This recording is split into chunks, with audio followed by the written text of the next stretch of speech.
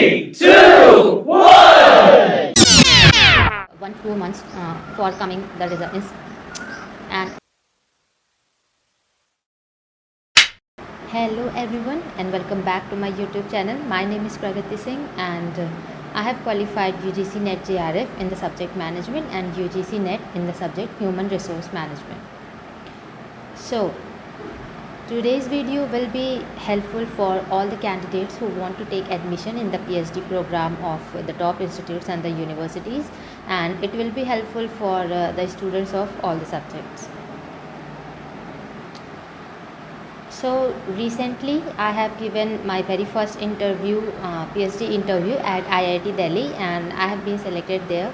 So based on that experience, I'll be telling you about the preparation strategy. That is how I prepared for the interview, and based on that experience, I'll be giving you few interview tips which you should consider while preparing for any PhD interview. So moving on. The few general tips are: first is learn and improve. So this is not a tip, this is the mindset, or this is the perspective that one should have while appearing for any interview. You should not be demotivated if you are not selected in your very first interview, and usually it takes around 1-2 months for coming the results, and usually it take about 1-2 months for the results to come. So what you should do is that you should record your experiences of the interview. You should write down all the questions that were asked and the answers that you have given, or those questions of which the answers you were not able to give. So you should prepare answers for them, so that in the next interview you don't commit the same mistake again. So it is all about the journey of learning and improving continuously. The second tip is that don't take the first interview casually. So because I am saying that it may happen that you will have to give multiple rounds of interview for being selected in one of the top institutes, but it does not mean that you take the first interview to be casually thinking that I'll learn from the experiences. You should never take your first interview casually. You should prepare for it, and you should give your 100%. At least from your side, you should not leave any scope for mistakes. The third tip is search, prepare, write and practice answers for all the general or the common interview questions that are asked in PhD interview.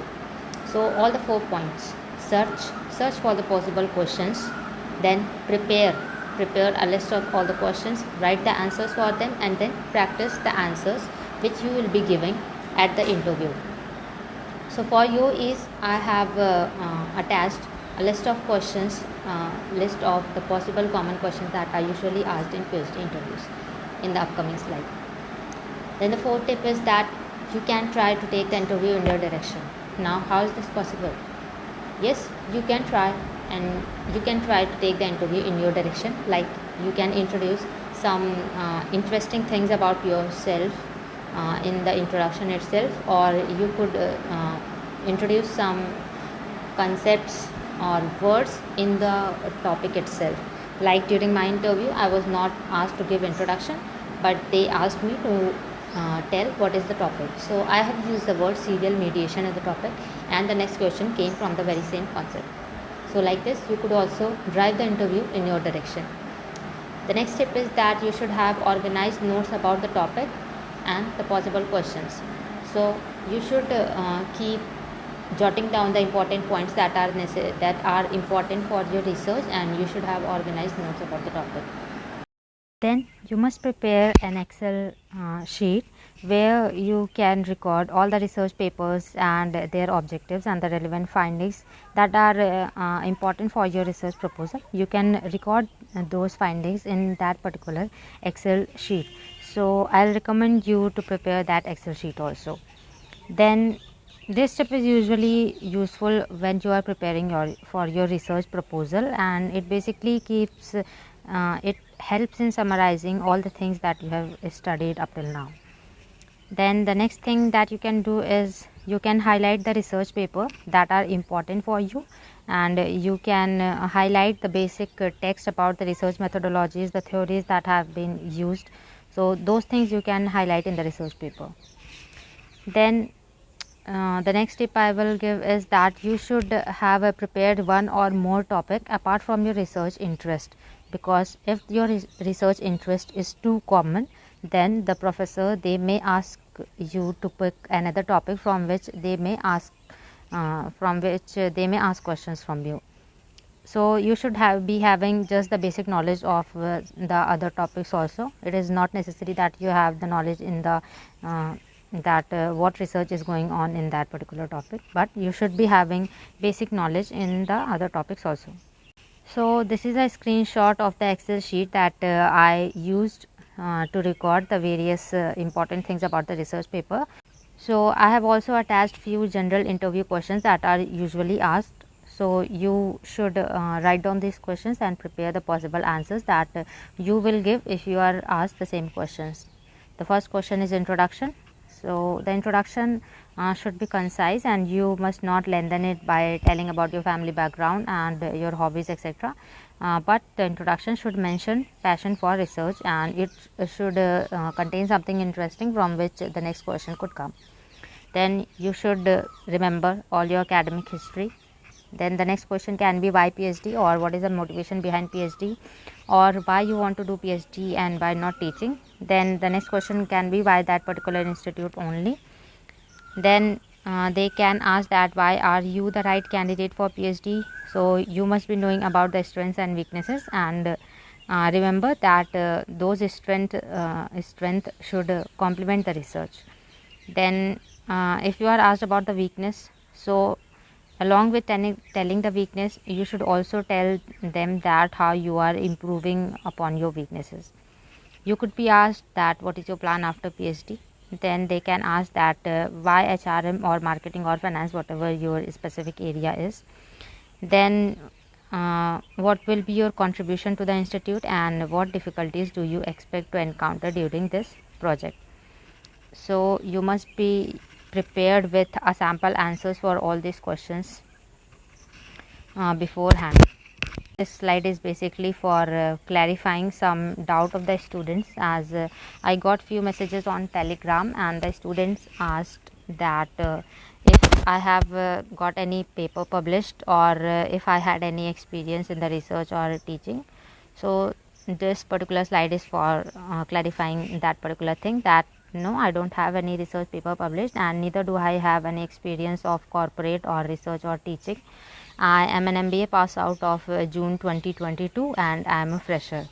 So I think that the knowledge and the learning is the ultimate thing that helps you to secure admission in the top institutes. Of course, the papers published and the experience, they act as an advantage, because if you have some paper published and if you have some experience, that ultimately adds to the knowledge.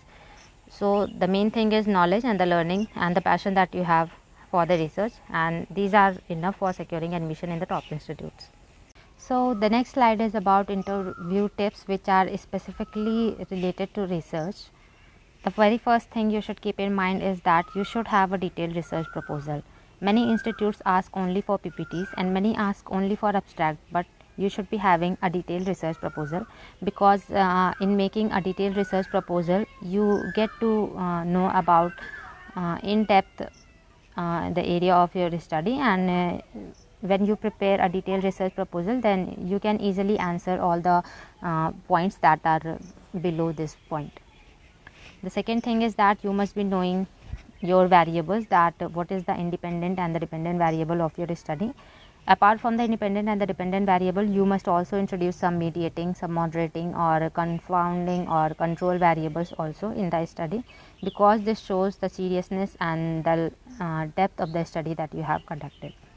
Then you must be knowing the relationship between these variables, that how the independent and the dependent variables are related, if there is direct relationship, or if there is indirect relationship, then if there is a role of any mediating or moderating variables. Then you must also be knowing about few theories which support your relationship or your hypothesis. So your hypothesis or proposal cannot be lame or not supported by any theory or previous research. You must know name of some theories, the concept of the theories which support your relationship. You cannot frame a hypothesis without the support of any theory. Then the next thing is that you must know about the possible implications of your proposed research. Then you must write all the relevant findings of the previous research which support your proposal. So suppose you have a topic in your mind and you are still reading the research papers, so you must jot down all the relevant findings of the previous research that support your hypothesis. So you must keep a note of all these things simultaneously. Then you must know about the data analysis tools, techniques and the softwares you will be using, like if you will be using correlation, regression, or you will be using softwares like SPSS or Smart PLS. You must know a little bit about these softwares. They don't expect you to have practical knowledge of the softwares, but yes, you must be knowing that which software is used for which type of research and why you are choosing that particular type of software. Then you must be knowing about all the research methodology things that are included. You must also know the reason, like if you are using convenience sampling, then why convenience sampling, or if you are taking the sample size to be 100, then how did you arrive at that number. So you should be knowing the reason behind all these things also. You must be knowing your research type, that your research is of qualitative in nature or quantitative or pure or applied research. So you must be knowing these things. So this is a screenshot of the document that I have prepared. So this is how I have summarized all the relevant findings that were relevant for my research topic, and I have highlighted them in bolds. Then I'll tell about few general research questions that you must be knowing. So you must know that what is consistency or reliability in research, then how can you prove consistency or reliability in your research, and you must be knowing about the terms like validity and the difference between the validity and reliability, and how can you prove reliability and validity. You must also be aware of the top journals in your area. Then if you are using the words like mediation and moderation, then you must be knowing the difference between the two, the types of mediation, the types of moderation, and I recommend you to use these variables also. So this was all how I have prepared for my very first interview and what all things I have kept in mind while preparing for my very first interview. Giving so much support on the previous videos.